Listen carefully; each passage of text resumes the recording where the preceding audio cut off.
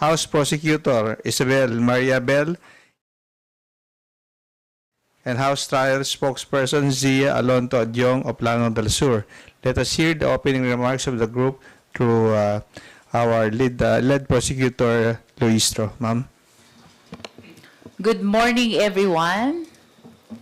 So, today, we are scheduled to file our pre-trial brief.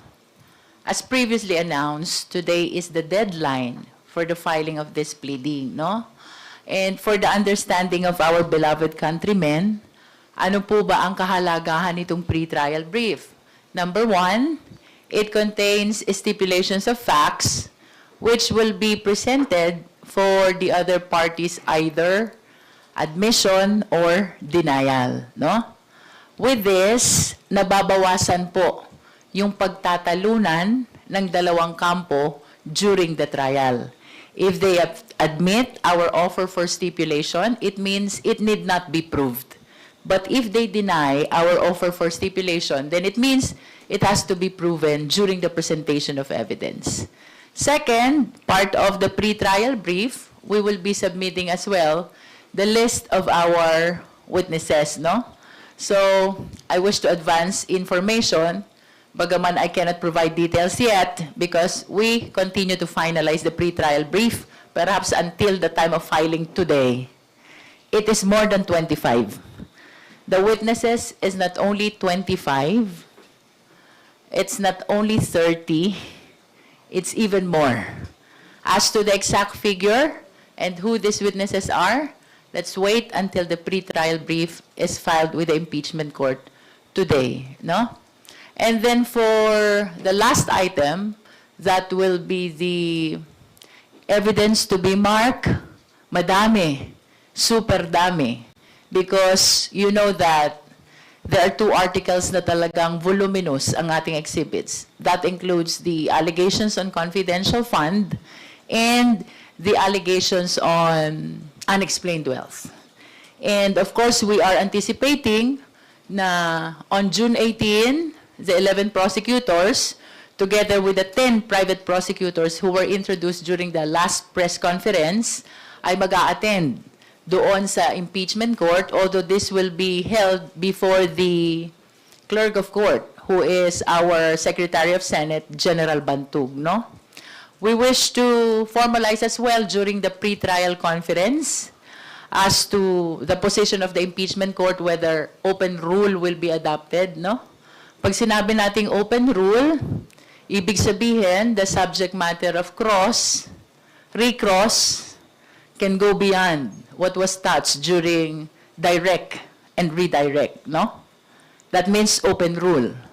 Otherwise, the cross or recross should be confined only to the subject matters which were touched during the direct examination and cross-examination.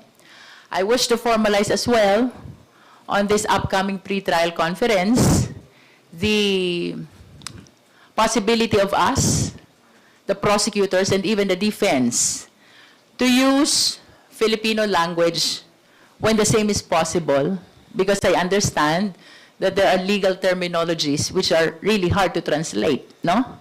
This is because we understand that this is a constitutional process. This is not purely legal. What is at stake is the interest of the Filipino people. So it is our intention na lahat ng mangyayari during the impeachment trial should be understandable on the part of the ordinary Filipinos, no? And I wish to reach out as well through this opportunity to the mainstream media and even the social media. Let us encourage the accurate dissemination of information, no? And as a matter of fact, I reach out to the leadership as well. At ito rin ang gusto kong ilapit kay Kong Zia and the other members of the House who are from Visayas, from Mindanao. Let us come up with simultaneous translation of the trial which will be held starting on July 6. Sana habang nagtra-trial, meron tayong translation to as many dialects as possible. in order to make sure that the entire Philippine nation is on the same page. After all, this is a constitutional process. We want the entire nation to walk with us as we start, continue, and conclude the impeachment trial. Thank you. Thank you, Chairperson Luistro. To open the floor for questions, let us hear from Rosalie Cas of UNTV. Good morning po, Kongs. Kongs, regarding po dito sa, kay Kong Jervil po, nag-increase from the number of 25, yun pong witnesses. Pwede pong malaman without saying or stating the details, ito po ba'y dahil dun sa panibagong ebidensya po na nakuha po ng House Prosecution Panel with regards dun sa undeclared wealth? It is because we recognize the rule that only those witnesses whose names were submitted during pre-trial will be allowed to testify during the trial, no? So if before we're trying to limit corroborative witnesses, we're selecting only the most important witnesses, we wanted to make sure that all testimony will be presented in court, and that is why we considered other witnesses whose testimony are likewise significant, no? I am not very much familiar with I understand that's the comment of Congressman Terry Ridon. Perhaps that includes also the witnesses that he is referring to in support of the allegations on unexplained wealth. Ang malinaw po dito, sa ilalim po ng ating rules, kapag ang testigo, hindi mo na isama ang pangalan doon sa pre-trial, generally speaking, hindi po siya papayagang tumistigo during the trial. And that is why, as a matter of rule, lahat ng testigong isasalang mo, dapat yung pangalan, isumitin mo during the pre-trial conference. And their names must be included in the pre-trial brief. Does it mean din po, Kong, na determined na po yun pong mga bank officials na i-invite sa paglilitis?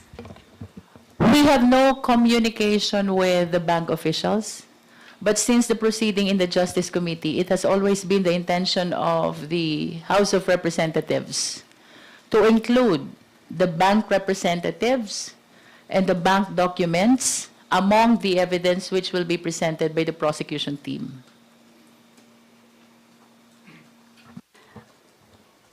If I may add, in the pretrial brief, while the general rule is that we have to list down all of the names of the witnesses that we will be presenting during trial, we are allowed to withhold certain names for security and safety purposes. We are also allowed to make a reservation of witnesses as long as we are able to give a description of the witness and the purpose for which they will be presented. So regarding the bank officials, for example, it is possible that we will not yet say the names of these persons, but there will be a description of their position and or the purpose of their testimony. In addition dun sa sinabi ni Kong Bell, no? In fact, it applies not only to witnesses, it applies even to documents which are not yet available during the conduct of pretrial, no? In simple terms, the parties are allowed to make reservation in the pretrial brief and during the pretrial conference, provided we give a reasonable description of who this witness is, what will be the nature of the testimony, and what is the purpose to be achieved by presenting this witness, no? Reservation is allowed during the pretrial, and the reason why it is being allowed is because of safety and security, that's one, in case of witnesses, and for documents, because they are not yet available. Last na lang po on my part. Doon po ba sa motion din po na isusumiti po ng House Prosecution Panel, may anything about the issue on Senate leadership? Because I believe po, any motion, for example, to resolve kung sino ang presiding officer, because sabi niyo po, Kong Jervil, kung kayo po yung tatanungin, mas dapat pong magkaroon na ng duly elected Senate President, pero wala po kasing session ngayon, so hindi makakapag-elect ng Senate President. You were watching my interview.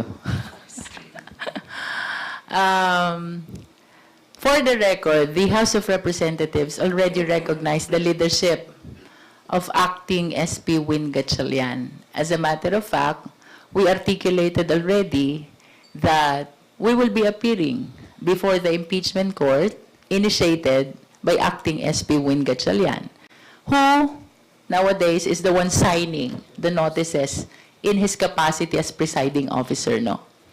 I expressed that concern because I understand that impeachment is a very sensitive matter. Why sensitive? You know what happened to the first impeachment back in the 19th Congress. We are of the humble position that we complied strictly the requirements for the second mode of filing an impeachment complaint and for transmitting the same to the Senate, no? That has been the general stand of the House of Representatives. But nonetheless, you know that later on, it was declared unconstitutional by the Honorable Supreme Court, no? Regardless of our strong position. So, with that in mind, it is really my concern that I hope magkaroon na ng duly elected Senate President. If it is acting SP Win Gatchalian, well, we will welcome that. If it will be someone else, we will welcome that because that is the judgment and prerogative of the members of the Senate. The reason is we are apprehensive that we might encounter another constitutional issue because we will be starting the trial and there is no duly elected Senate President. That is, of course, while we recognize the leadership of elected Senate President pro tempore and acting Senate President Win Gatchalian. Sana ma-address na yon para wala nang apprehension ng House about another possible constitutional issue to be raised in the Supreme Court. Just in addition to that, I think it's not only the integrity of the Senate that we're talking here. It's also for the purpose of providing clarity to the people. Because in the coming days, once the actual trial begins, we anticipate that there's going to be a huge investment in terms of the people watching the impeachment trial. So for clarity and for purpose of having a Senate without a leadership battle, it's it's our utmost understanding and plea, and if we can appeal, that the Senate would have a legitimate, uncontested leader for the purpose of clarity of the public. Clarification lang po, sorry. So, ayaw nyo pong mag-start ang impeachment trial unless ma-resolve yung issue sa Senate leadership? That is just an expression of our apprehension. But we submit, of course, to the jurisdiction of the impeachment court under the current leadership, no? Kung meron silang notices for hearing na, we will appear. That is just an expression of our apprehension that it will be best na magkaroon muna ng duly elected Senate President before we proceed to trial. No, I have no intention of formalizing that concern.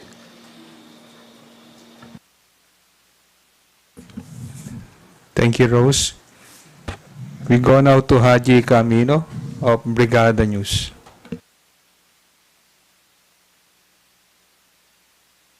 Hi, Kongs. Good morning po. Follow-up lang po dun sa plan na or sa call na magkaroon ng translation sa iba't ibang dialect. Paano po ito gagawin? Is it through the communities po ba? It will be held sa mga communities or sa mainstream media? Paano po ba yung magiging execution po nan?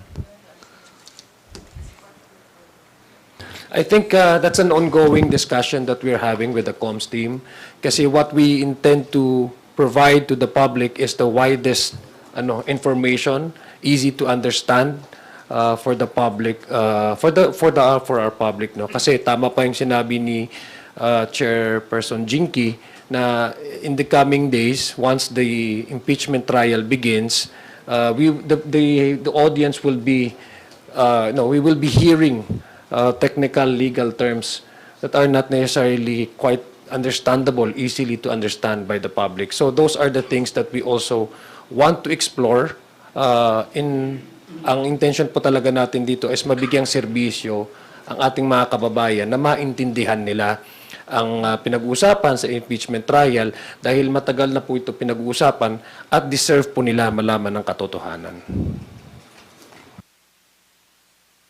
At gaano po kayo ka-confident kong na through these means or kumbaga way of communicating to the public, paano po siya makakatulong not just to secure conviction of course, but para po mas maipabatid sa taong bayan po yung kahalagahan ng impeachment process? Well, una-una para sa kanila ito kasi ang nagsasalita po dito ay ang ating konstitusyon. Ang konstitusyon, sinasabi naman po na parati po natin sinasabi na ang impeachment trial ay this is a constitutional duty given to the House to initiate and then for the Senate to try and decide. Nandun na po tayo dun sa posisyon kung saan ang Senado ay pag-uusapan in an open trial kung ano po yung mga allegations against the Vice President. Isa po ito, remember, this is going to be the first time that the sitting Vice President will be tried in an open court, in an impeachment court. First time po ito. So this will also set the precedents in the coming years. Paano po ang ating mga kababayan, hindi lang makita nila kung ano yung actual na trial, pero kung ano yung mga pinag-uusapan na naayon doon sa spelled out ng Constitution na mga violations na constituting an impeachable offense. So, para po maintindihan ng ating mga kababayan, as a form of educating also our public, not only to provide them the services via informing them accurate information that would be easily understood by them, but it was also educating them and what are the allegations and what are the possible violations that would constitute an impeachable offense for the appreciation of the coming generations. To Kong Jinky and Kong Bell,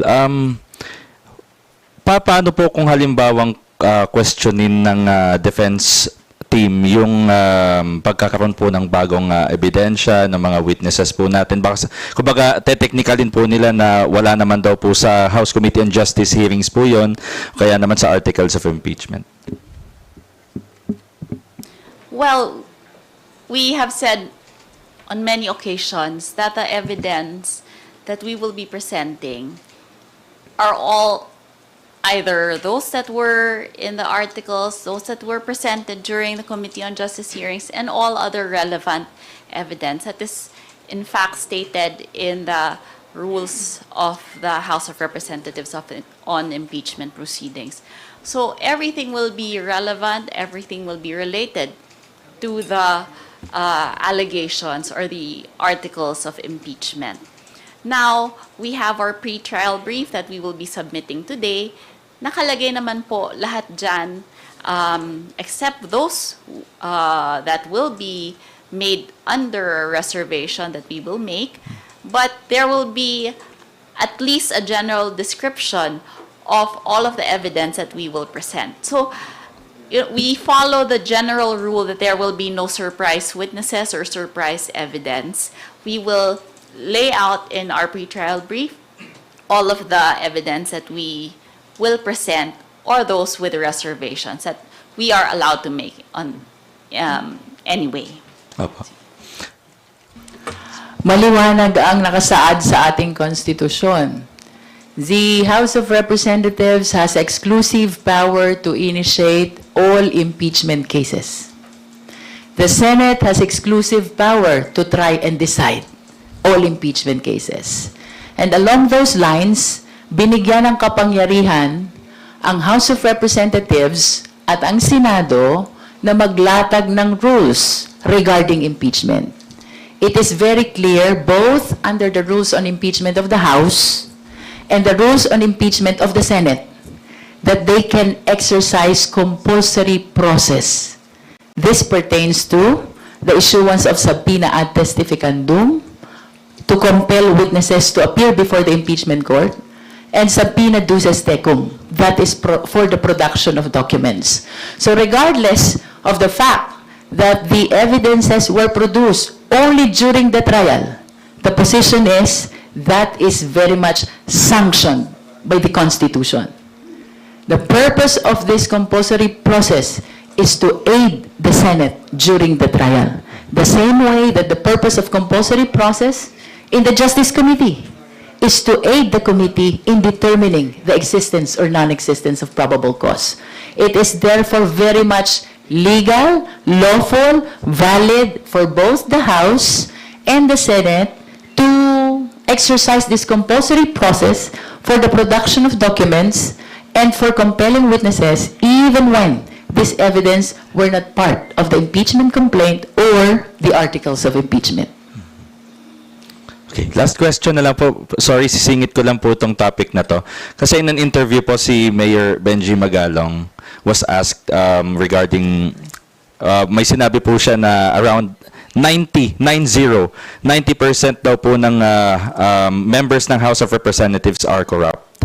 Dahil po sa kumbaga part na daw po ng sistema, it's a way of system na raw po na kaya masasabing majority ng House members ay corrupt. Any reaction po to this?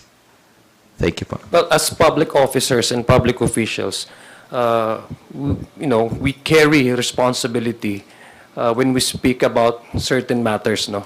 Not only to give clarity to the public, but with precision. When I say precision, it has to also be backed up by evidence, solid evidence, no? So we cannot dismiss that because we also do welcome any effort from any sectors in our society to call for accountability. In fact, the House of Representatives has been standing on the principle of accountability. We've been doing a lot of committee hearings. We've been doing a lot of inquiries. In fact, the Committee on Justice is one of the examples by which we can say proudly that the House of Representatives call for accountability of public officials. But accountability also should be coupled with the observance of due process. Due process demands that any accusations made against anybody or any institution should be backed up by a concrete evidence. So it is, to me, it is quite irresponsible and irresponsible and unfair to just brush the entire institution with single stroke and to say that 90% of the members are corrupt. What about those? We should be judged based on our individual work. There are 300 plus members of the House of Representatives. Each of us are directly voted by the people. And so I think it's also as a matter of due process, because we're talking about accountability. Accountability cannot stand on its own without also complying with due process. So it is not quite fair to just sweep the entire House with one branding. These are allegations such as this should be backed by hard and concrete evidence. So we welcome those people who are calling for accountability, but it should be precise and it should be targeted to a specific individual and not to destroy the entire reputation of the House, which, by the way, as opposed to that statement, the House has been standing with accountability. We've been doing a lot of work. We've been doing a lot of inquiries in order to sort out allegations of corruption. So, to me, we understand that the mayor is an advocate of corruption, but he himself, as an investigator, he knows that such accusations should be backed up by evidences. Let me just add, if he has names, it's better to name names rather than to attack the entire institution. Okay. Sorry po, last na lang po, follow, singit ko lang din po, sorry po. Last na lang po talaga. Tomorrow, meron pong Blue Ribbon Committee hearing na pangungunahan po ng group ni na Senator Alan Peter Cayetano, Senator Marcoleta, pero hindi po sa Senate premises gagawin. I understand parang sa labas po yata ng Senado gagawin. Any reaction na po na syempre leadership issues pa rin po, pero itutuloy pa rin po nila yung so-called Blue Ribbon Committee hearing po nila. Well, personally, this does not reflect the position of the House prosecution team. But since you've mentioned about a separate investigation or continuing Blue Ribbon Committee, I don't think even within the Senate, the current leadership now sanctioned this parallel Blue Ribbon investigation. It only validates our previous observation that this is just a PR stunt to divert the attention of the public from the issue of impeachment. Remember, the impeachment trial is a constitutionally mandated priority of the Senate right now. They have already convened as an impeachment court, and I think the people deserves clarity and closure on the subject matter that are being allegedly committed by the Vice President. So I think it's just a diversionary tactic, if you ask me, my humble observation, to create a parallel issue that actually would, in a way, sway the attention of the public. But the public knows. And the public knows that the primordial concern now of the Senate, since they have already convened as an impeachment court, is to exercise their exclusive power granted to them by the Constitution, because no agency, no institution in the government has that exclusive power to proceed with the impeachment trial than the Senate. So this is the priority of the Senate, and the people knows that this is the priority of the Senate and deserves to know the truth, and for a speedy trial also, no? So again, going back to that issue, just to give you a short answer, it only reinforces our earlier observation that this is just a distraction, a diversionary tactic, and a PR stunt. If I may add, the prosecutors will not muddle ourselves, muddle our time with the Senate leadership issues. But we recognize the leadership of Senate President Pro Tempore Gatchalian, as this has been recognized by Malacanang, by all law schools, by law professors, justices of the Supreme Court. And there is every reason to believe the interpretation of the Avellino versus Cuenco doctrine. So, as of the moment, we have been following the leadership of Senator Gatchalian, and we submitted our pleadings before the impeachment court under his leadership. Thus, while we recognize that it is within their right to hold such meetings outside the Senate, they may do so, of course, but then again, we follow the leadership of Senator Gatchalian. If I may add, yung gagawin nila, perhaps you can charge that to freedom of expression. But in as far as legitimate inquiry in aid of legislation is concerned, let us remember that we have the new leadership in the Senate. Everything that they should do in order that it will fall within the purview of a Senate inquiry in aid of legislation, it must be sanctioned by the leadership. Nonetheless, with all due respect sa kanila, it is a legitimate exercise of freedom of expression.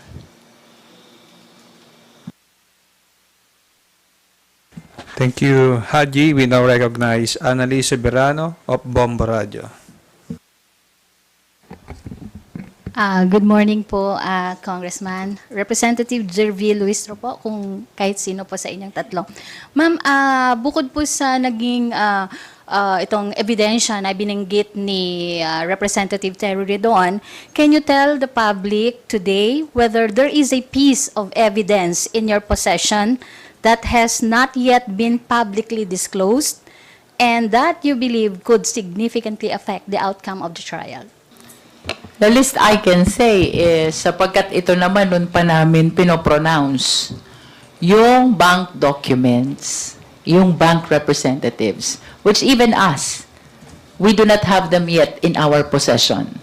So during the trial, upon the subpoena issued by the impeachment court, the prosecutors, together with the other party and the Filipino people, together we will be witnessing kung anong ilalabas ng bank representatives along with the bank documents. Okay, so magiging surprise evidence ito, ma'am. Yes. Okay. Ma'am, follow up. Surprise in the sense na hindi pa nakikita. No. But of course, that's part of our list of documents to be marked. Yung sinabi ni Bel kanina, reservation of documents to be marked because they are not yet available as of the moment, no? That's part of the list of documents to be reserved in our pre-trial brief, but surprise in the sense that even us, we have not seen yet the bank documents and we have not heard yet the bank representatives. Okay. Ma'am, follow up. Yung pre-trial kasi remain closed sa media. So what information will you commit to disclosing afterwards so the public can follow the proceedings? That's one of my list of concerns which I will articulate during our pre-trial conference. One is the possibility of sharing what is happening with the media. After all, this is part of the constitutional process of the impeachment trial, no? Second, yung nabanggit ko kaninang open rule, whether it will be adopted or otherwise. By open rule, it means na even matters which are outside the direct and the cross may be raised during the direct and redirect may be raised during cross and recross, no? And then the dialect, translation to as many dialects as possible, na pinaliwanag din ni Kong Zia at Jong. And then the possibility of formalizing that the parties can actually use Filipino during the trial. That is for the better understanding also of our countrymen. And one more thing that I did not mention kanina, we wish to invoke the policy of substance over technicalities, no? Because again, this is not a purely legal process. Ang importante dito, lumabas ang katotohanan, and therefore, evidence should be presented, all of them, no? And should not be challenged always on technical grounds. Substance over technicalities.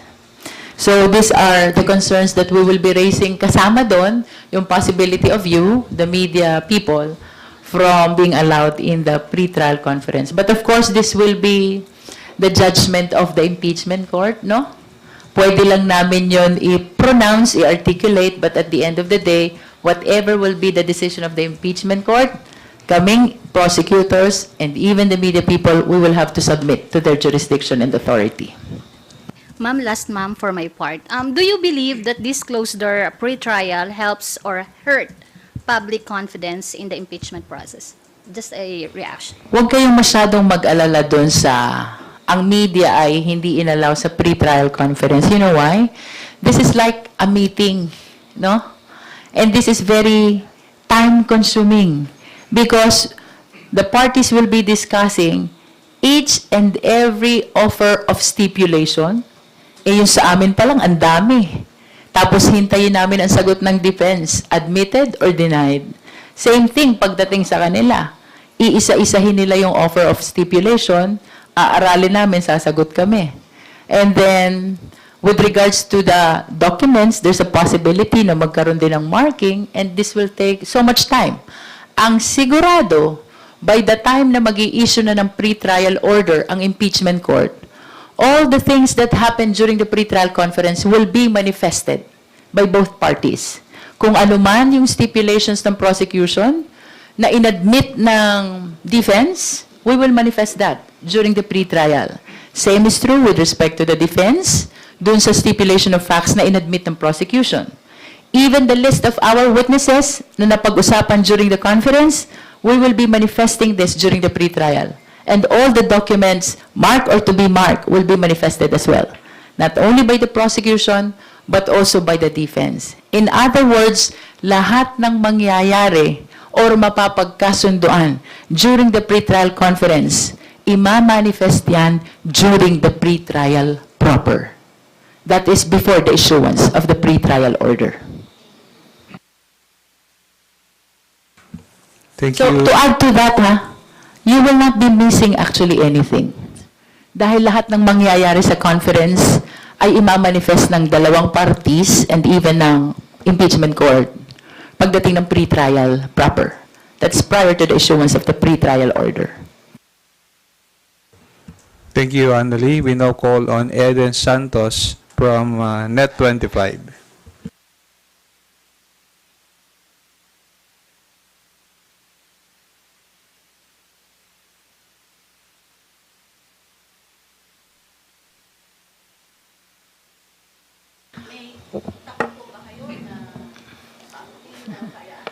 Hindi po kami takot. In fact, that directive came from the impeachment court. It did not came from us. Nabasa na lang po namin yan sa notice for pre-trial conference and for the deadline of pre-trial brief, no? As a matter of fact, if the impeachment court will allow the media people during conference, we will welcome that, no? But, of course, that is not because they are against transparency. They are in favor of transparency. As a matter of fact, that is the very reason kung bakit merong impeachment trial. I think the reason is expediency. Dahil napakahabang proseso nitong pre-trial conference na ito, it may take 2 to 3 days and even more, no? At very technical ang pag-uusapan in the sense na hihimayin kung ano yung mga gusto naming ilatag sa trial, which ultimately ay makikita nyo din naman during pre-trial and trial proper, no? So, walang issue of transparency dito. Ang issue dito is expediency. Definitely, the impeachment court is for the transparency, and that is the reason why we will be holding this impeachment trial. So, linawin lang po natin. Panel ng galing. Ay, hindi po. Hindi po. Hindi po. It was written in the notice of pre-trial conference. Nandun po nakalagay that it will not be open to the media. But like I said in a previous interview, we in fact as prosecutors in fact want it to be televised. I think the reason behind it not being televised is that the impeachment court thinks that this will be too tedious, too boring for people to watch. Ganito po ang mangyayari sa pre-trial conference. Kunyari, babasahin ang pangalan ng isang ebidensya, sasabihin, we will mark that as our Exhibit A. Our Exhibit A-1. A-111. Ganun po. Napakahaba po niyan, and I think the impeachment court just wants to avoid to spare the people this boring process. But in any case, everything will be written in or summarized in a pretrial order that the impeachment court will come out with. So, hintayin po natin ang pretrial order na ilalabas po ng impeachment court. Idadagdag ko lang, no, if just to assuage the fear of some, number one, that's correct, it's the call of the impeachment court, the honorable impeachment court, kung paano na magiging procedure sa pre-trial. Number two, if, for example, in the matter of transparency, if without, for example, without the court's direct order to disallow the prosecution to discuss, for example, after the pre-trial conference, what transpired during the exact pre-trial, andito naman po ang lead prosecutor at saka mga prosecutors namin na ibahagi sa publiko kung ano yung napag-usapan sa pre-trial conference without necessarily going into specific details. So generally, the House prosecution team would even ready to inform the public what transpired during the pre-trial conference. Assuming, for example, that there is no direct directive from the impeachment court not to divulge the information or what transpired. So, ready naman po ang House prosecution team to share to the public, may bahagi sa publiko kung ano man yung mapag-usapan, ano yung mga naagrihan doon, ano yung kinontest ng mga ebidensya, anong inaccept ng mga ebidensya based on the stipulation of facts. So, ganun lang po. So, do not be fearful about, throwing a dark blanket for the public not to be able to understand. But later on, I'm sure the House prosecution team will provide the public the necessary information that they need.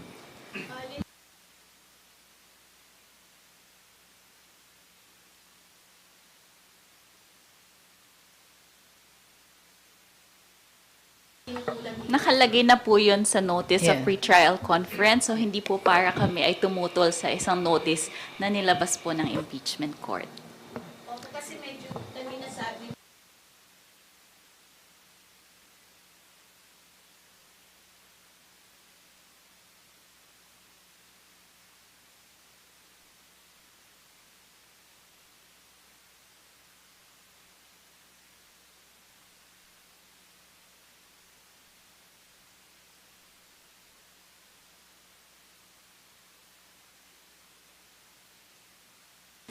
At kung kayo naman po ang magpapaliwanag after ng dahil wala po yung media, hindi po ba sabi nyo nga ayaw nyo na magkamali ng pagbabalita, pagbibigay ng mga informasyon ng mga media.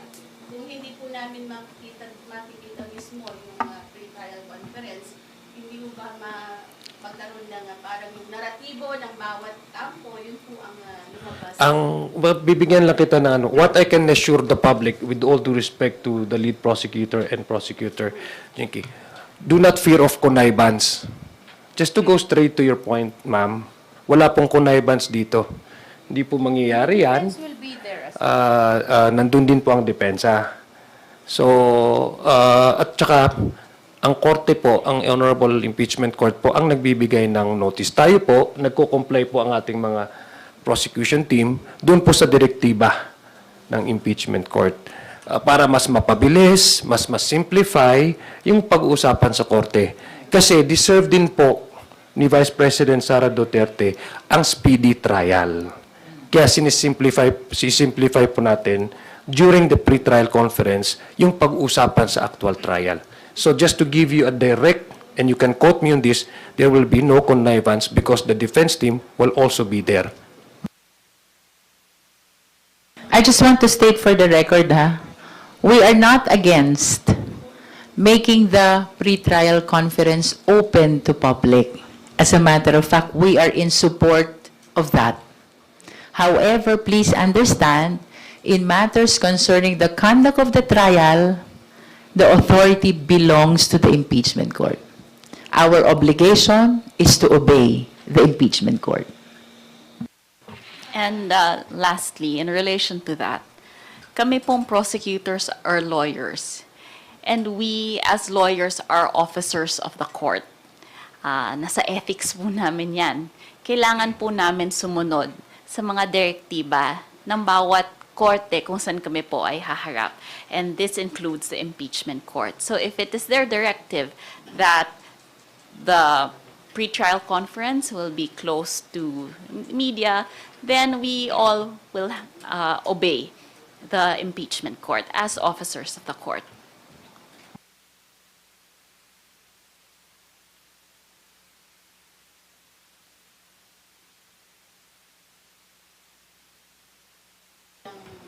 Ang pagkasabi ko po, some Supreme Court justices,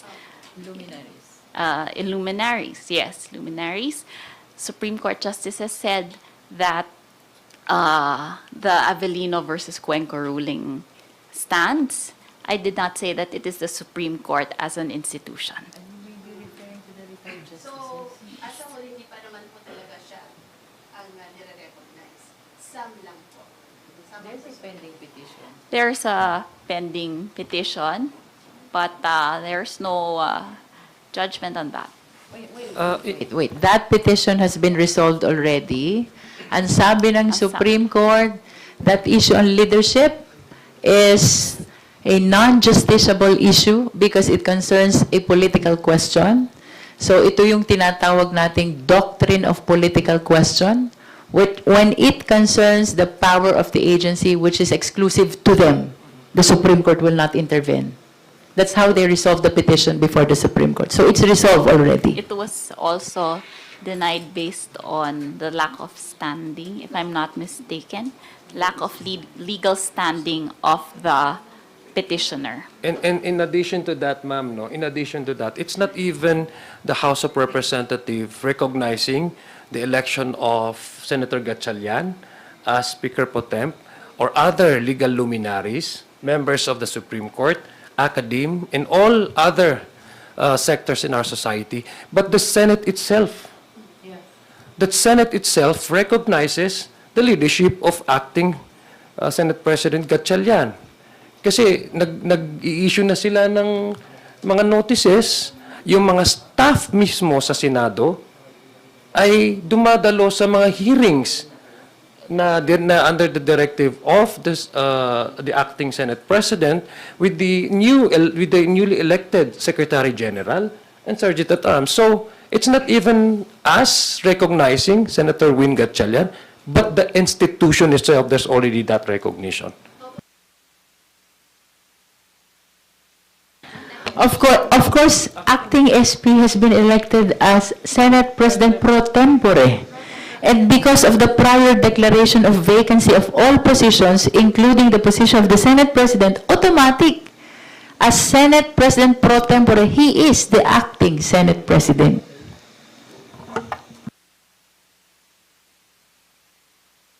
Salamat, Eden. Our next question will come from Jonathan Andalop, GMA 7. Good morning po. Andito po ako sa gilid. Kung sabi ni Senator Lacson, only the prosecution and the defense can make a motion to reduce the threshold of 16 votes to convict an impeachable officer, in this case, Vice President Sara Duterte. Does the House prosecution team intend to make such motion para bawasan yung threshold na 16 votes to convict? We have not actually discussed about that as being a team, no? But I have expressed my position already that concerning the threshold for the purpose of conviction, it is important to realize that the Constitution and the laws are evolving.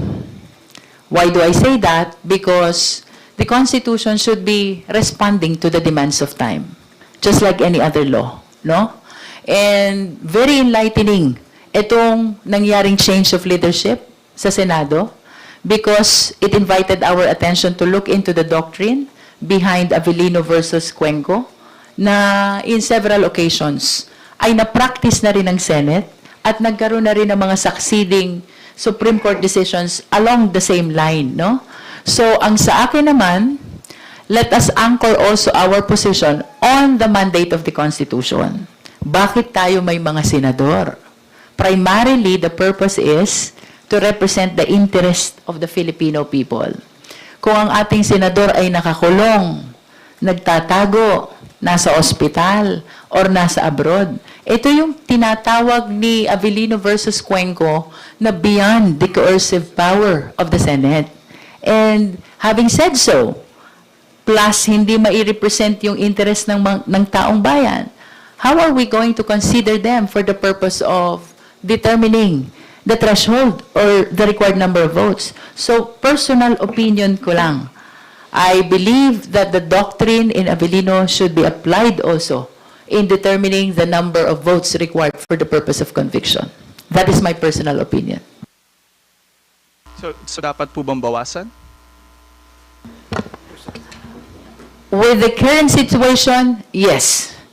The same way that it was reduced in the election of Senate President pro tempore and the rest of the chairwomen of the different committees of the Senate. Para sa House Prosecution Team, ilan ang base number ng senador na tinitignan niyo po ngayon? This is my opinion. If the voting will happen now, it should be 22 as well. If I may add, no, again, this is just an opinion, no. All of us has different opinions regarding the matter. Pero I think yung appreciation dapat talaga natin is we want the Senate which is operational, a functional Senate, no. We cannot have a functional Senate if some of the members will not be accessible in terms of passing their judgment through a vote.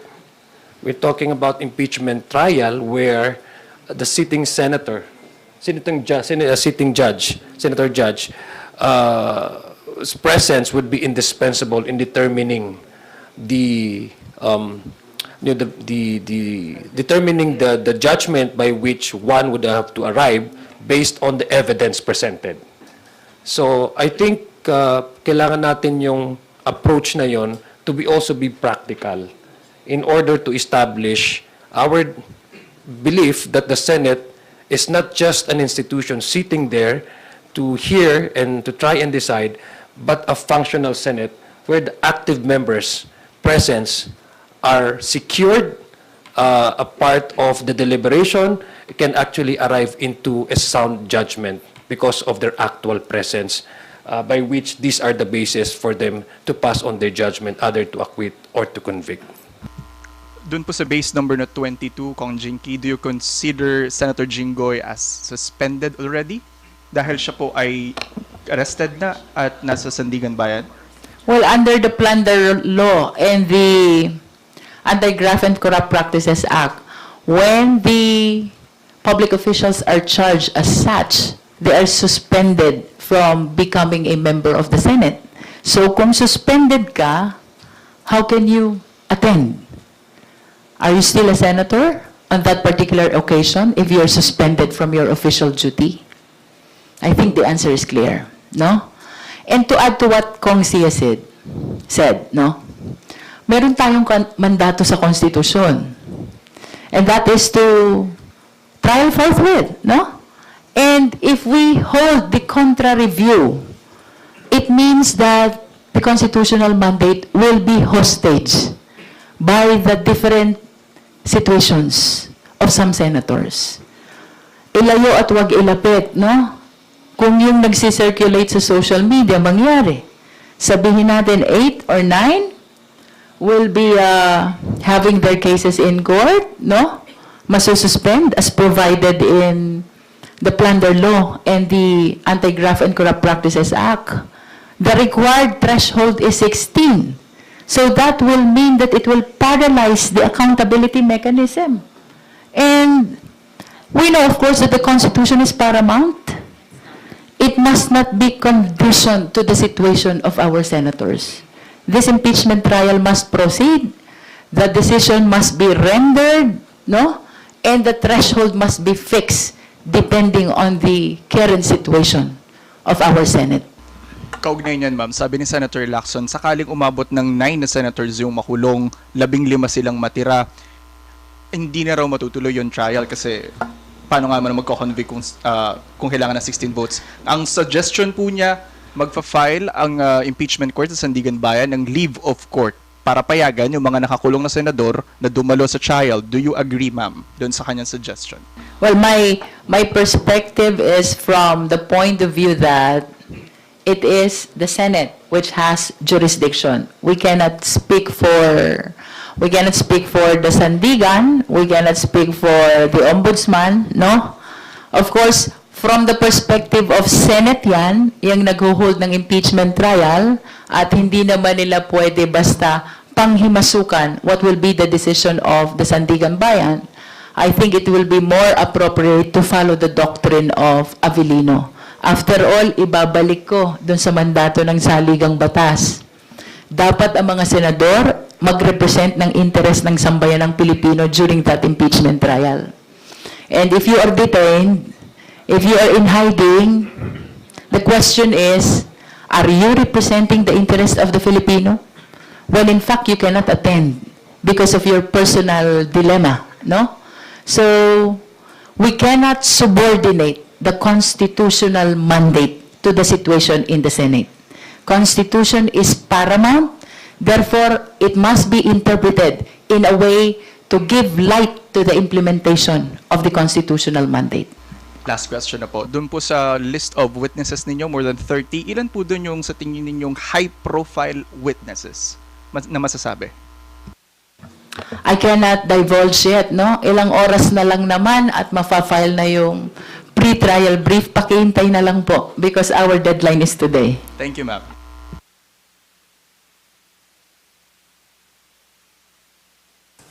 Thank you, Jonathan. From Rappler, Dwight De Leon is now recognized. Hello po, good afternoon.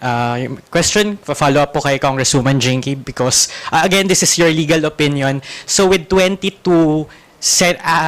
senators who are functioning sa scenario na yon, based on your legal opinion, does that mean for you, the conviction threshold should be reduced to 15? Given that... Hindi ako magaling sa math eh. Para paki-compute mo na lang 2/3 of 22. So that's 15. If 15 po, Yes, you would agree yes. po. Congresswoman Jenkins, since this is also in the realm of possibilities, given na nasa 8 yung humaharap ng kaso, if one more senator is arrested or is subjected to an arrest warrant, the count would be reduced to 21. So in your legal opinion, if that happens, could the conviction threshold be further reduced to 14? Because 2/3 of 21 is 14. What my position is to apply the doctrine in Avellino, no? So ang test natin, are they still within the coercive power of the Senate? If the answer is no, then the number should be reduced To 14. to 14. Okay. 14 for the threshold, For the threshold. If 21 for the baseline. Yes, opo. And since nandito na rin si Congresswoman Bell, is that also an opinion that you subscribe to? Kasi sinabi kanina ni, I think, Kong Zia, na parang iba-iba syempre yung opinion ng prosecutors and it's not yet pag-uusapan collectively. So, Congresswoman Bell, is that also an opinion that you subscribe to? Yes, it is an opinion I share with Chair Jinky. And why po? That's also the opinion I share with Kong Jing. Okay po. Okay No, po. again, we need a Senate that is functioning. And for all of the procedures that the Senate will be doing, we need senators who are able to do their job. And if one is hiding, purposefully hiding from not only his job but from the people, then he shouldn't be included in the number when we count whether this is for quorum purposes or whether this is for the determination of conviction. So I share the same view as Chairwoman Jinky. Also, Dwight, no, just to add to that, we don't yung sinabi ni Congresswoman Jinky, yung doctrine ng Avellino, it should not be applied kasi ito yung what we want is a functional Senate. And functional Senate meaning the active members deliberating in a very important subject matter, no? It should not also be looked at in the lens of impeachment trial, but there are also other cases, concurrence of treaties, diba? Concurrence of treaties, declaration of war, because it has to have a concurrence of the Senate. So if you don't have that, if you don't apply the Avellino doctrine, which by the way the Senate is beyond this coercive power to require members who are, I think, behind bars or whatever because of their incapacity by means of presence, they cannot vote. So what would happen to other issues, not only impeachment trial, but concurrence of the treaties? And then yung mga declaration of war which requires the Senate for concurrence. So I think it's not only legal but it also should be looked at in its practical sense, because ultimately what we want is for the Senate as an institution to deliver its mandate according to what the Constitution says.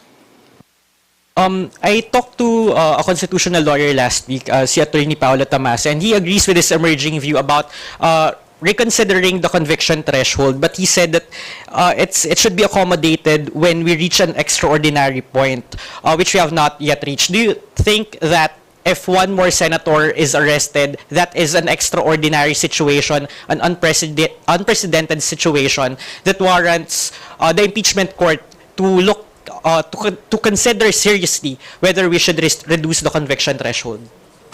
Yes, as a matter of fact, even prior to the arrest of whoever will be the third, I believe that it should be interpreted already in a way that we will be able to address the present situation. No, I said earlier that the Constitution is evolving, the laws are evolving, the Supreme Court decisions are evolving, and by evolving, what I meant was hindi enough na meron tayong batas.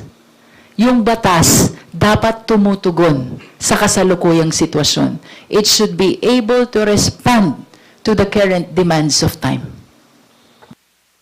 Another topic related to the pre-trial proceedings. We didn't have a pre-trial proceeding during the Corona trial, but meron po tayong pre-trial proceeding during the Estrada trial, and news archives suggest or indicate that during the pre-trial proceedings, the prosecution and the defense agreed to finishing the entire trial or the trial proper within or by 34 days.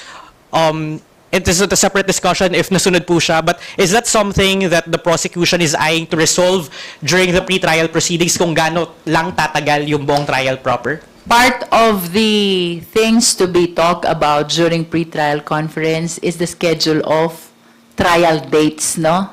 And that includes, of course, the number of schedule that we will be needing for the purpose of presenting the prosecution's evidence.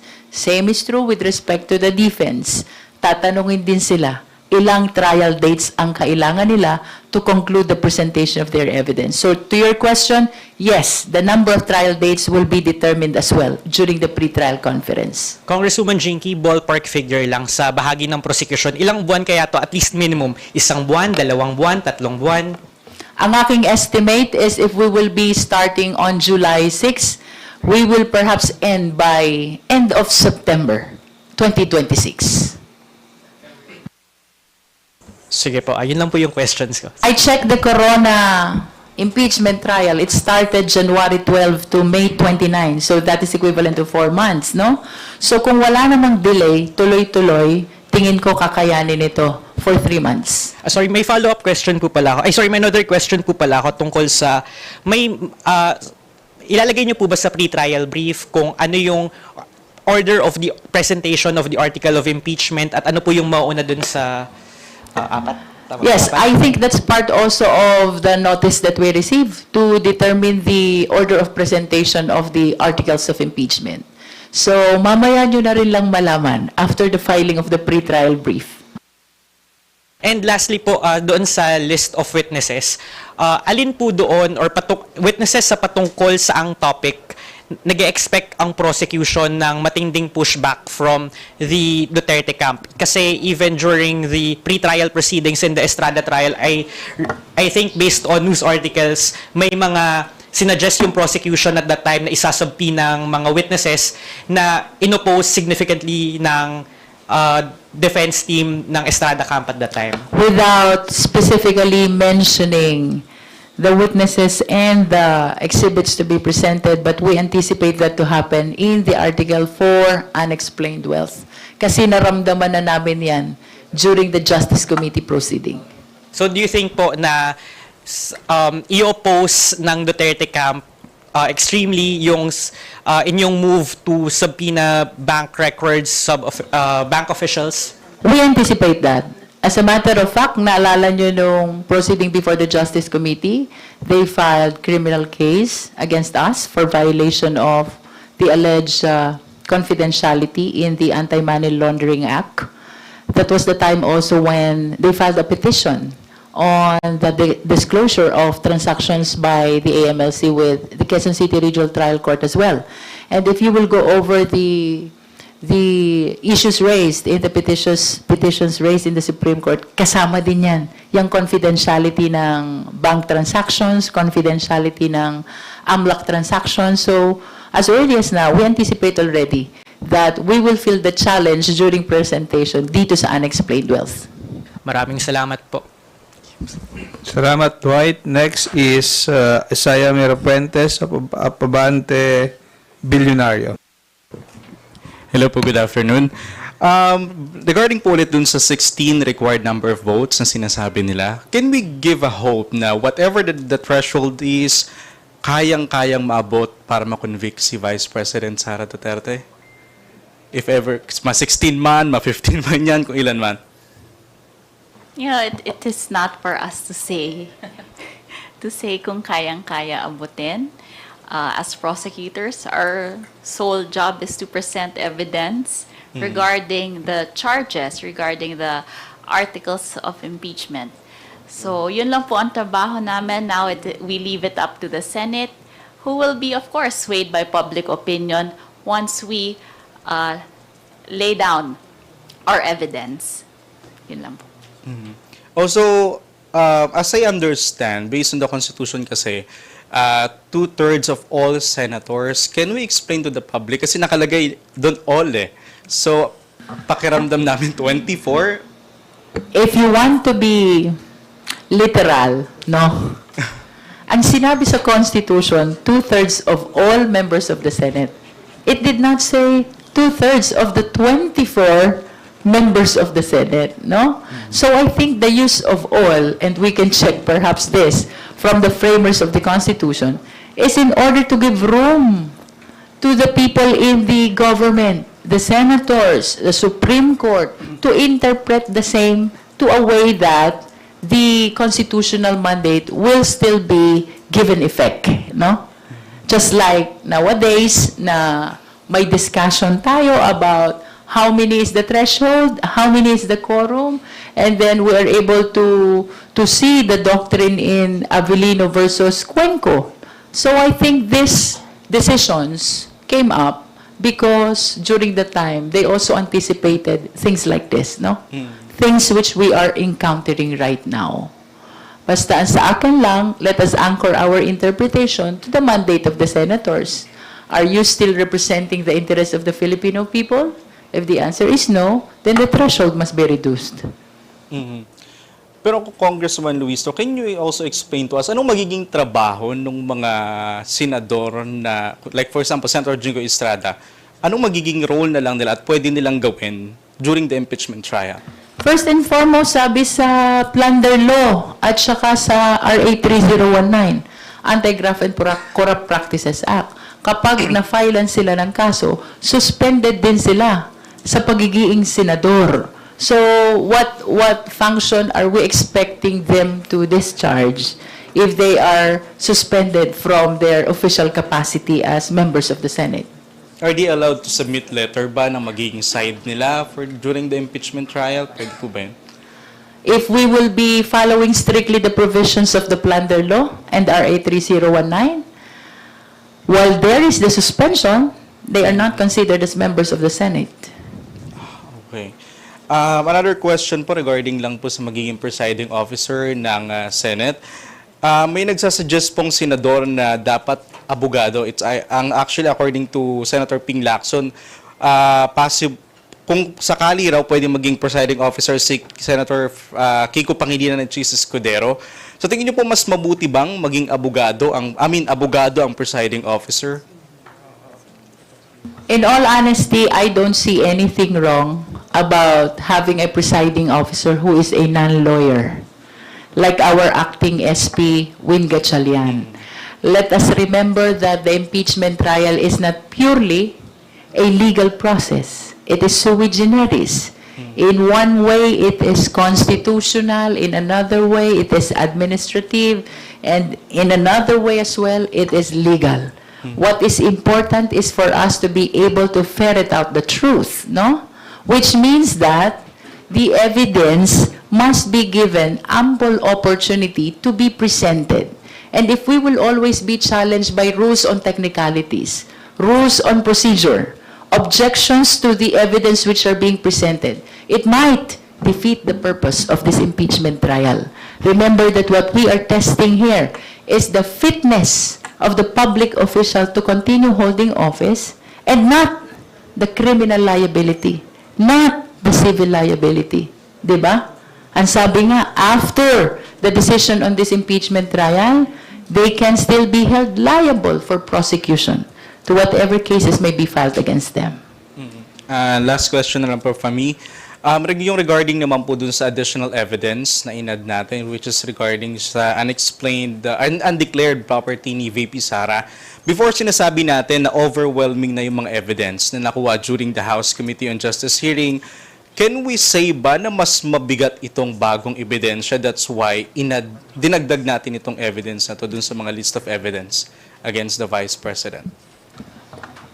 I said a while ago that the reason why we added names to the list of witnesses, documents to the list of exhibits, is because of the rule that witnesses and exhibits which are not included in the pretrial brief will not be allowed to be presented during the trial. So it's not a question of probative value or weight of the evidence. It is a question of inclusion of all the witnesses and evidence to make sure that we will be allowed to present them during the trial. Thank you, Isaiah. Next is Isa Bendaño Maliab, DCBB. Magandang hapon po, Isa Umali po. First question lang po, kasi nag-anunsyo na po yung Malacanang, inuutos na po ni President Marcos yung special session ng Congress on June 17. Yung House of Representatives po ba, may mga target pang gagawin or tatapusing mga trabaho? Thank you po.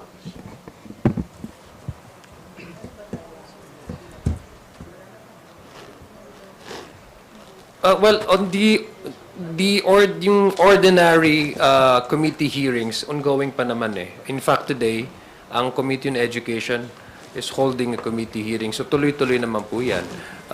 Since you ask about yung trabaho, we have already delivered out of the 50 LEDAC priorities we were able to pass on third and final reading, 20 plus, almost 26. So half of the LEDAC priorities. So if Malacanang requests for a special session, we anticipate and we welcome that. And kayo po sa part po ng House, hoping din po ba kayo na dun sa special session na yon, mapaplansya na po yung gusot sa Senado? Well, as far as the House is concerned, we maintain our institutional respect to our co-equal branch. If that would be part of the issues that they need to settle in the Senate, that is entirely within the decision of the Senate. But I also would expect that since if for example, Malacanang, nag-receive na ba tayo? Wala pa nung issue? Wala pa. Ito yung nasa notice ng Malacanang na dapat matapos. And per Ryan, tapos na dito. Yeah. Transmitted. Yun nga, sabi ko nga yung mga LEDAC priorities na tapos na out of the 26. So, tapos na po natin, na-transmit na po natin yung sa Senate, yung Anti-Political Dynasty, Act, amendments to the universal access to quality tertiary education. So, if there will be a special session, again, if we ask us dun sa Senate leadership issue, that's entirely for the Senate to decide. But we anticipate that they should take that opportunity to finally settle the issue on leadership. Lead Prosecutor. To your question, we can only hope and pray, no? But that is, of course, the prerogative and judgment that exclusively belongs to the Senate. We cannot meddle on the issues of their leadership. But we're hoping and pray that they will be able to fix it on the occasion of this special session. Another pa po, no? Na-announce na po yung first batch ng private prosecutors. So, when po namin maasahan yung second batch? At patuloy pa rin po ba, kasi may mga nagsasabi na dinadagsa kayo ng mga nag-a-apply, nag-audition na maging prosecutor. So, yun po, kailan po namin maasahan yung second batch? Totoo naman yun. The private prosecutors keep on coming to join the impeachment team.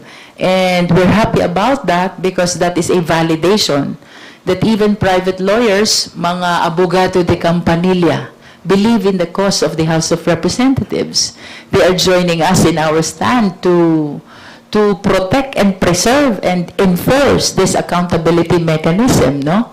So to your question, kailan uli? Let us see this week kung pwede tayong mag-introduce ng next batch. But definitely, all of them will be introduced before we start our trial on July 6. And last question na lang po, kumusta po kayo? Kasi po syempre, opo, kayo pong tatlo. Kasi po, syempre, matagal-tagal na rin nating pinag-uusapan tong impeachment. I'm sure may mga personal challenges din po kayong nararanasan. Pero kayo po, ano po yung siguro mabigat na hamon na naranasan nyo, pero tuloy pa rin ito pong pagsusulong nyo ng impeachment? Thank you po. The only challenge that I have is I do not have anymore the luxury of time of moving around my district. Dati kasi naiikutan ko lahat ng patay. Napupuntahan ko lahat ng okasyon. That I cannot do now because I need to focus to our preparation for this impeachment trial. Nonetheless, ako po'y nagpapasalamat sa lahat ng aking mga kababayan from Batangas 2nd District. Nagpaalam po ako sa kanila until this impeachment trial is concluded. And the reaction is very much positive. Nauunawaan po ng aking mga kababayan from Batangas 2nd District what accountability mechanism is all about, as well as the significance of the constitutional mandate for this impeachment process. Mabuti naman. Salamat sa pangungumusta. Actually, I think I can speak for everyone here.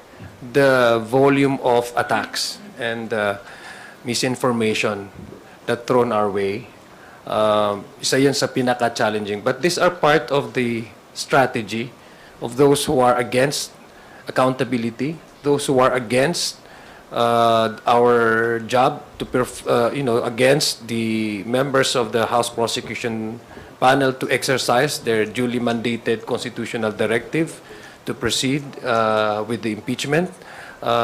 These are part of their effort to probably silence us, to scare us away. But sa amin lang, ang sagot namin dyan ay mas tumatatag po ang aming loob. Dahil we stand in front, side by side with the Constitution. This is a constitutional duty that we need to perform. So no matter the volume of fake news, attacks against us, we will not be silenced, and we will continue on. We will soldier on.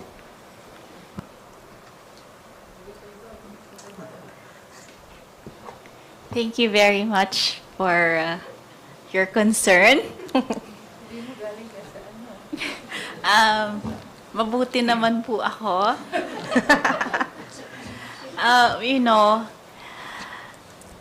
It's actually very tiring for us, for the prosecutors, for the comms, for our talking heads, to be part of this whole process. Compared to our colleagues in Congress, hindi naman po sa panunumbat, no?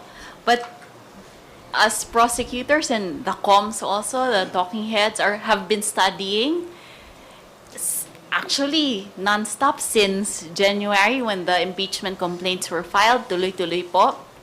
And now even during weekends, we have to study as prosecutors. In fact, all bought the same material, same books, so that we could read all of them. Bumalik po kami sa law school, meron po kaming highlighters, nagbabasa po kami araw-araw.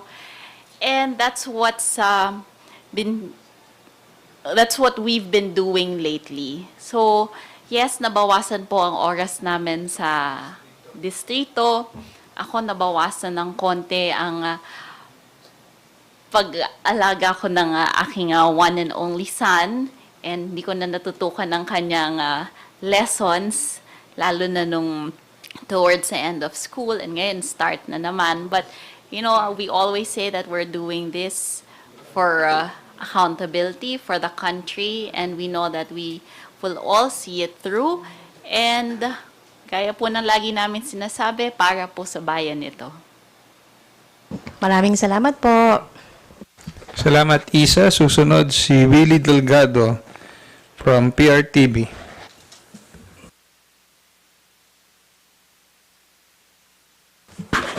Magandang hapon, no? During impeachment ni dating Pangulong Joseph Estrada, si Attorney Jose Flaminiano, ang naging trabaho niya, objection. May na-anticipate ba kayong ganito since hindi naman direktang sumagot sa mga articles si Vice President Sara Duterte? At kung meron man, hindi ho ba medyo mahihirapan since ang tatay yung presiding officer hindi abogado who can determine kung tama o hindi yung objections? Kung ina-anticipate namin yung objections, definitely.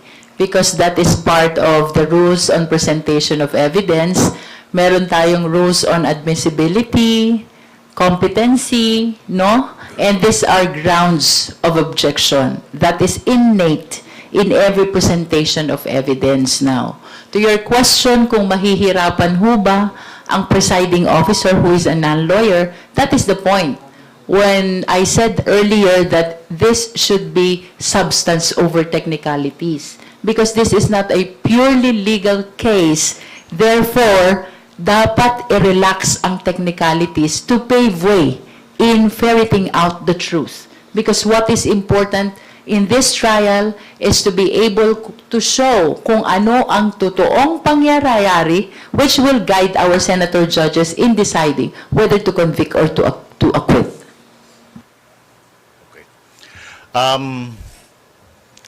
Doon po sa threshold, kung bababa yung numbers na magko-convict, makakasama din ho ba dyan yung mag-a-acquit, yung number na mag-a-acquit?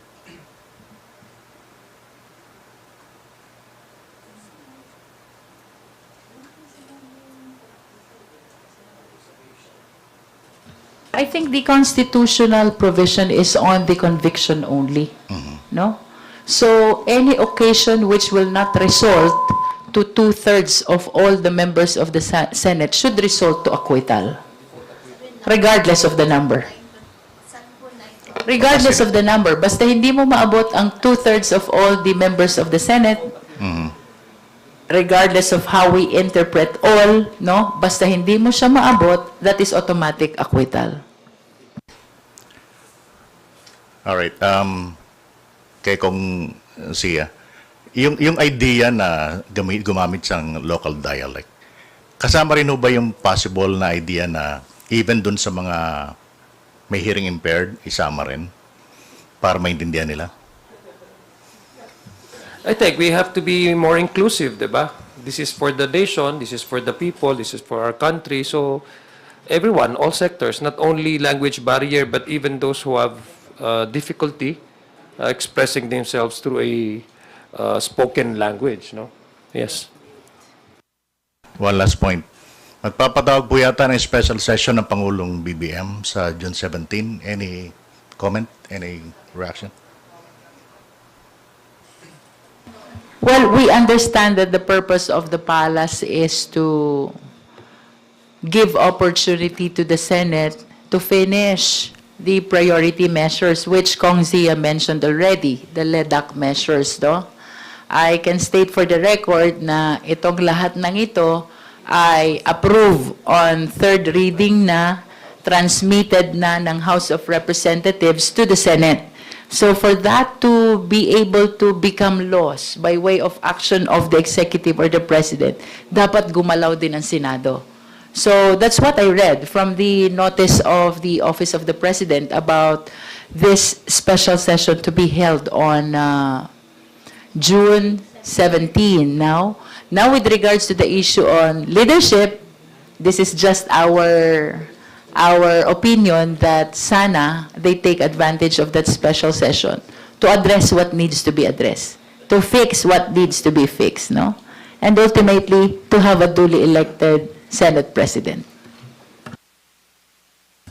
Thank you, Willie. Marian Enriquez from TV5. ma'am, para sa inyo. Hindi, kasi po, you were saying, yung gusot po sa Senate, Kung Adjong was saying that's entirely for the Senate to decide, Kung Luistro said, we can only hope and pray, but you've already emphasized several times po yung significance ng constitutional mandate ng Senado. And you also mentioned earlier na you hope magkaroon na sana ng duly elected Senate, President, kasi the reason we are apprehensive, we might encounter another constitutional issue. We will be starting the trial and there is no duly elected Senate President. So gaano po ba kaimportante na hindi lang po it's up for the Senate, na dapat i-prioritize po nila yung pag-elect ng duly elected Senate President before even yung pre-trial po ay mag-umpisa? The reason why we are only expressing our position on the matter is because the doctrine of political question applies to the Senate. Matters concerning the power which is exclusive to the Senate, so long as there is no issue of grave abuse of discretion and lack of jurisdiction, is a non-justiciable issue. Kung non-justiciable siya, hindi pwedeng pakialaman ng Supreme Court, lalo na hindi namin pwedeng pakialaman. This falls within the exclusive purview of the Philippine Senate. That's why ang kaya lang namin gawin is to express our position about what I perceived as irregularities happening in the Senate. Now you're asking, how important is this? This is important because impeachment trial is a constitutional mandate. We have witnessed already what happened in the first impeachment. That was during the 19th Congress, while almost all the members of the House of Representatives are of the opinion that the process was legal, valid, legitimate, but nonetheless, it went on with the Supreme Court declaring its unconstitutionality, no? And it is because of issues like the lack of notice and hearing before transmitting the articles of impeachment to the Senate, which is not even mentioned in the rules of impeachment of the House of Representatives, neither in the Constitution.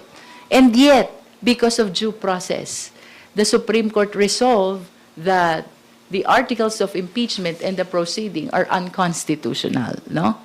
Now, we will be proceeding to the schedule of our impeachment trial. We understand that the head of the Senate is a Senate President, and based on the rules, if the impeachable official is not the President, they are the presiding officer. That is before the current leadership changed that into allowing the Senate to elect a presiding officer other than the Senate President, no? Which means that this is a very significant position in as far as impeachment trial is concerned, no? While we duly recognize the legitimacy of the current leadership because of the sanctity, solemnity, and sensitivity of this impeachment trial, it is best that we address that need of electing a Senate President before we actually start. But nevertheless, let me state for the record as well, we're submitting to the jurisdiction and authority of the impeachment court. If they refuse to elect and they proceed to having the trial, we will appear and do our mandate of presenting the evidence in behalf of the institution.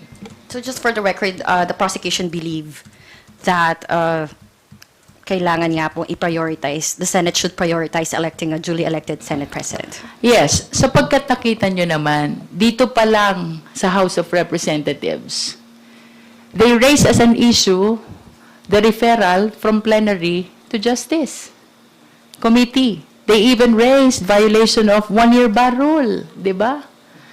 What else did they raise? They raised as well that we have predetermined the impeachment complaints even before the clarificatory hearing in the Justice Committee. They're also invoking the confidentiality in their allegation that we violated the confidentiality provision of AMLAC, in spite of the clear exception in the bank secrecy law and the fact that the subject matter of the AMLAC report are bank reports. Di ba? So, what else will they not elevate to the Supreme Court? Kung ito, dinadala nila sa Supreme Court, we have anticipation. We have basis to believe that even the irregularity in the leadership may be considered by the defense in elevating another constitutional question before the Supreme Court. And kung susundan po yung Avellino Doctrine, tingin niyo po sapat na yung kunyari 22-12 yung boboto for? While ang sabi sa Avellino Doctrine, no, non-justiciable din ito. But considering that there is an express provision in the Constitution, 2/3 of all, I think this time, when we interpret the threshold for the purpose of conviction, tingin ko lang, papasok ang Supreme Court. No, but for electing a Senate President. For electing a Senate President, the Avellino Doctrine should apply also. Diba? Kasi in determining the threshold, we must first determine the number of members of the Senate who are within the coercive means of the institution. No? So, pag gumalaw yung determination natin ng number within the coercive means, gagalaw ang quorum, gagalaw ang threshold. I think just to, in addition to that, no, I think this is how I surmise the explanation of our lead counsel, Congresswoman Jinky. I think it's to the advantage of the Senate if, for the practical purposes, they have already settled the issue of leadership.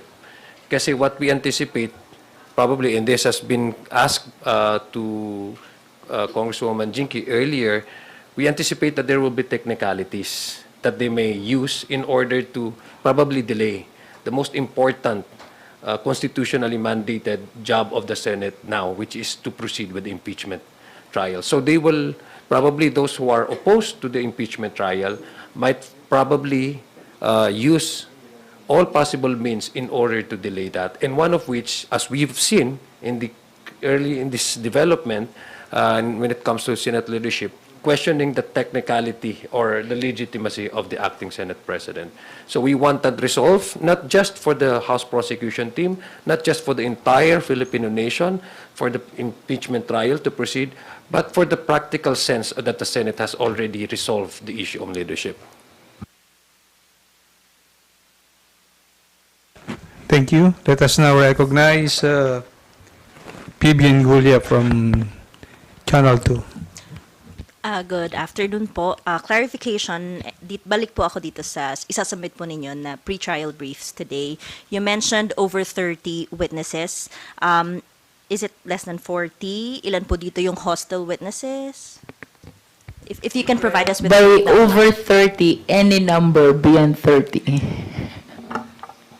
Malapit na, konti na lang. You will know. Pero kung ilan po yung hostile, ma'am?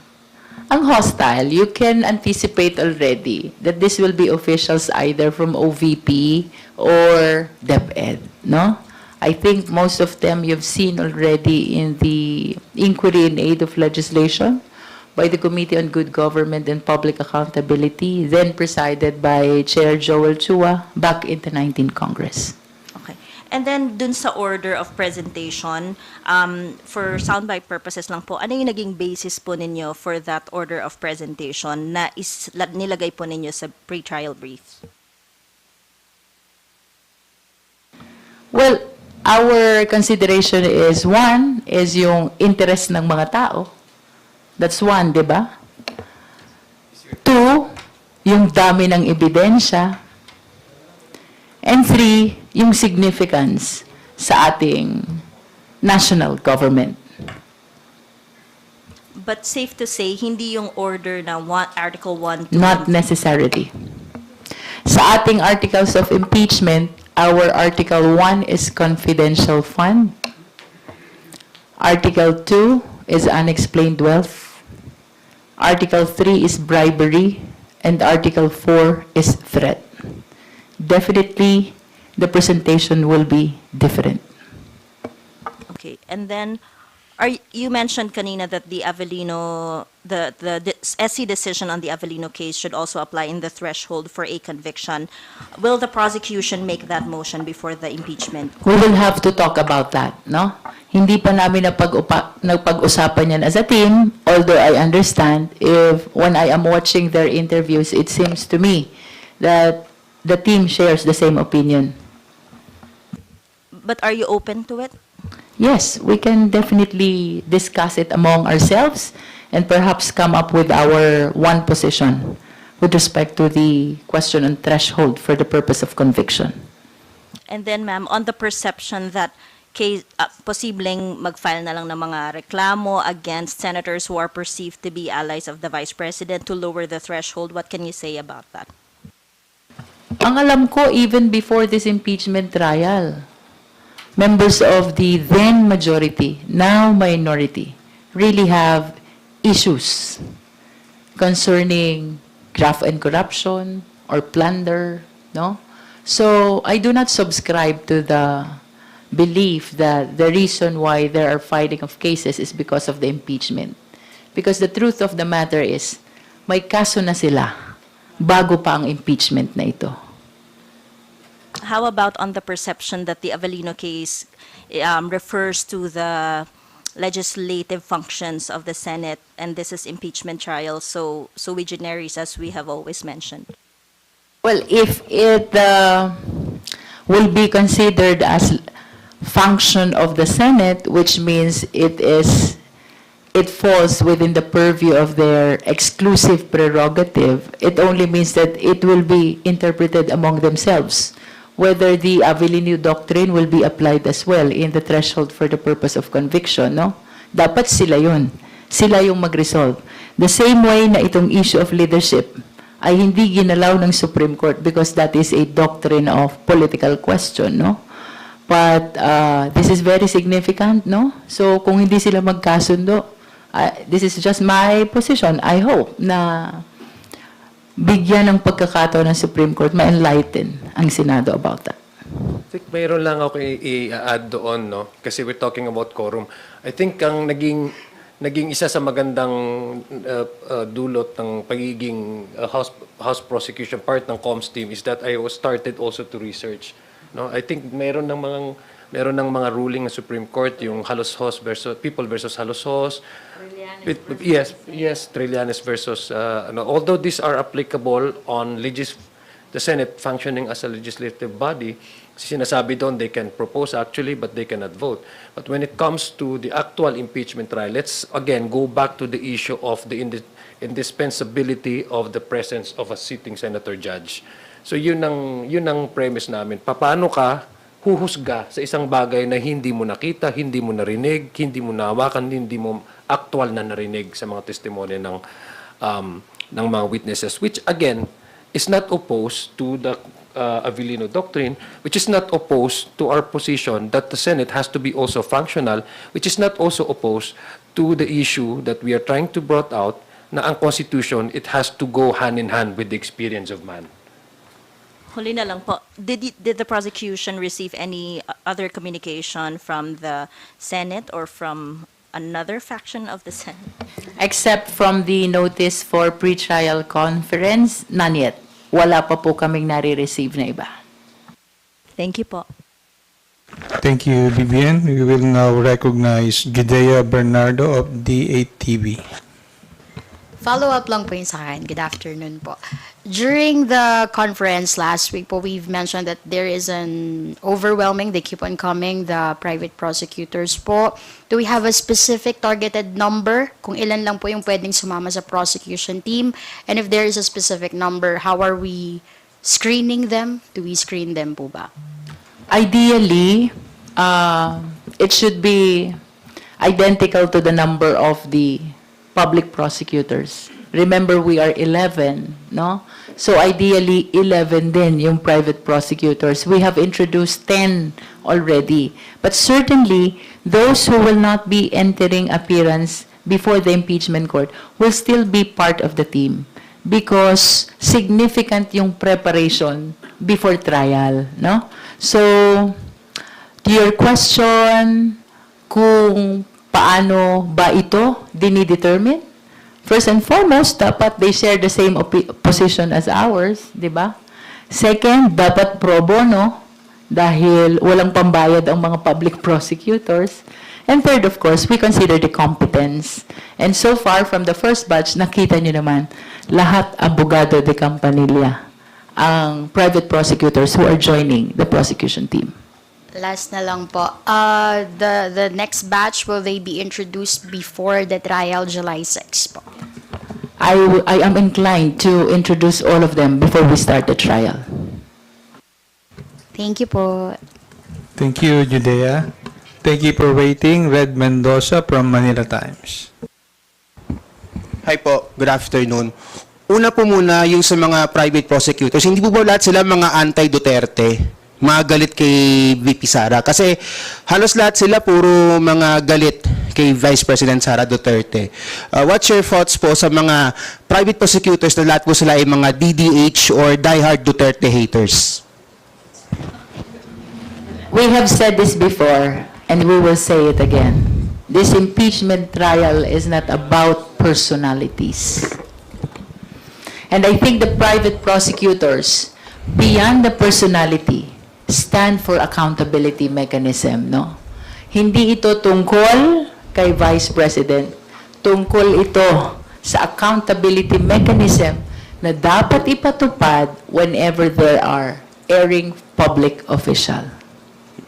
Pero sabi po kasi ni Attorney Kapunan sa introduction ng press release na wag daw maniwala sa press release ni Vice President Sara Duterte or sa kahit na anong supporters po niya. Hindi po ba parang kinokontrol nyo ng prosecution yung narrative na dapat kayo lang ang pakinggan? That's Attorney Kapunan's opinion. So she has a right to say whatever she wants to say. Pero do you share that opinion sa prosecution? Kasi she is part of the private prosecution panel na dapat wag makinig kay VP Sara or sa kanyang mga abogado or sa press release. It is not the official stand of the House prosecution team, neither would it be the official stand of the private prosecution team. It is spoken out by one member of the private prosecutor, a personal opinion, which, by the way, she is entitled to. You know, we never said that we should not listen to Vice President Sara Duterte or to her lawyers. In fact, we have been wanting them to speak at the Committee on Justice hearings. Hindi ba ilang beses pong tinatawag ang pangalan niya, ilang beses po siyang inimbitahan, ilang beses pong hinihintay namin ang kanyang mga pahayag, ang kanyang ebidensya, ang kanyang sagot sa mga allegations sa kanya sa impeachment complaints. So, hindi po tama na sabihin na kinokontrol namin ang naratiba. Gusto lang po namin, in fact, gusto namin na sila ay magsalita. Ilabas natin ang aming ebidensya, ilabas nila ang kanilang ebidensya.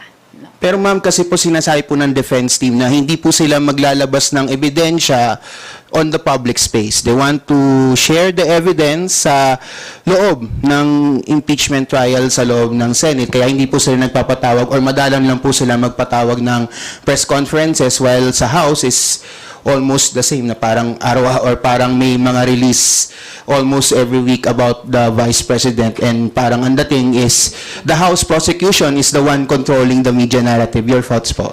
Una-una po, simula nung nag-convene ang impeachment court, wala po kaming nilalabas na ebidensya, wala po kaming sinasabi about the merits because as we have said, we're under sub judice. Now, kung gusto po nilang ilabas lamang sa korte, tama naman din po yun. Dahil sub judice nga, bawal po kami maglabas ng ebidensya, bawal po kami mag-discuss ng merito ng kaso ngayon. And in fact, to their statement that they will just release it at the court, then that's great. Because we expect them to state their case and to present their evidence if they have evidence. Red, if they choose to remain silent about all of these things, that's their business. But they cannot dictate upon us not to inform the public of every development that is happening when it comes to the issue of impeachment, because the public deserves to know. They deserve clarity, and they deserve to see the evidence that will be presented in the open court trial. That's their business if they so decide that they will mum about this issue. Please understand that the House representatives in this impeachment trial is representing the sovereign Filipino people. Impeachment is a mechanism that was given to the Filipino people to go against the erring public official. In other words, the interest which is being represented by us in this trial is not our personal interest, but the interest of the Filipino people. Suffice it to say that we need to share to the people whom we represent what is going on in as far as the preparation for the trial is concerned. This is the people's right to information. That is why we are prompted to update from time to time what is happening with regards to the preparation of the prosecutors. The people are our client here, and they need to know the things that the public prosecutors are doing in relation to this trial. Last na lang po on my end. Kasi na-mention nyo nga po na meron kayong, sinabi po ni Kong Terry doon na may mga evidence, yung 30 bank documents, na parang isasamon yata yung mga bank executives. Na sinabi nyo nga po, it's not a surprise, pero it's not a surprise evidence na parang sinasabi nyo na you're going to present it naman sa trial. Pero do you think po ba the defense should also be informed of this so-called evidence during the pre-trial? Definitely, they will be informed because they will be given copy of our pre-trial brief. In the same way that they will be giving us copy also of their pre-trial brief, no? So to your question, whether the defense will be informed, definitely yes. The defense lawyers, and in fact the Vice President, are expected to be there at the pre-trial conference. So, kung ano man ang nakalagay po sa pre-trial brief namin, makikita nila yon.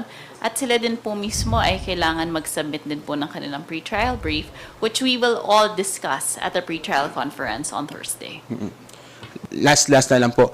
Of course, nangyari yung kay President Estrada trial, the second envelope thing, the quote-unquote surprise second envelope, and also the Clarissa Ocampo surprise witnesses. Are we expecting mga ganitong sorpresa, like second envelope, surprise witness sa prosecution? The trial against the Vice President is entirely different from the Estrada trial, no? So, we should not be likening this as often as possible to the past impeachment processes. First and foremost, the circumstances surrounding the set of facts are entirely different, no? So, there will be no surprises sapagkat there's a rule that witnesses who are not named in the pre-trial brief, exhibits which are not marked during the pre-trial, will not be allowed to be presented during the trial. And of course, we will not compromise the necessity of presenting vital witnesses just to be able to have some surprises during the trial. No, that will not happen because it will compromise our case. So as early as during the pre-trial, dapat ilalatag na lahat ng testigo. Dapat ilalatag na lahat ng ebidensya. Otherwise, you will not be allowed during the trial to present them. And we do not want that to happen. Thank you, Red. As we wrap up today's briefing, we invite our distinguished guests to share their short closing remarks.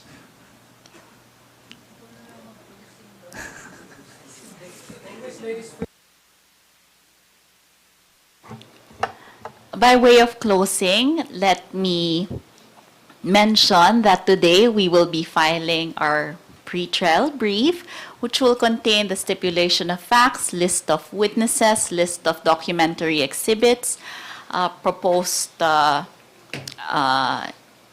issues, proposed trial dates, and we will be filing that later before the Senate Impeachment Court.